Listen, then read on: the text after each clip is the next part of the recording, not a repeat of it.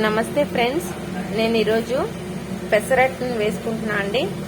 ఇలా నేను పెసర్లు అయితే ఒక నైట్ అంతా నానబెట్టుకొని నెక్స్ట్ డే ఫ్రిడ్జ్లో పెట్టేశాను.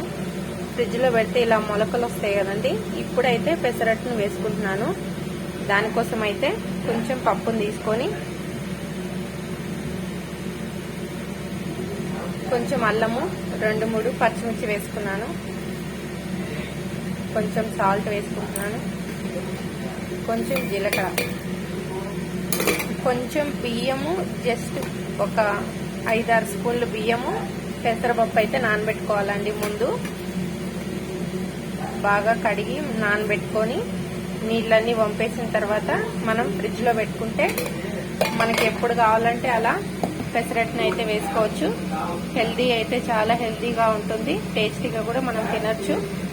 చూడండి మొలకలు కూడా ఎంత బాగా వచ్చినాయో.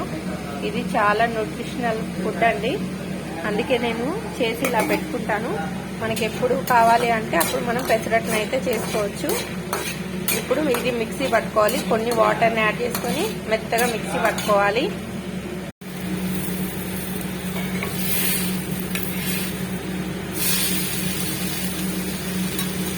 ఇలా రెండు వైపులా మంచిగా కాల్చుకోవాలండి.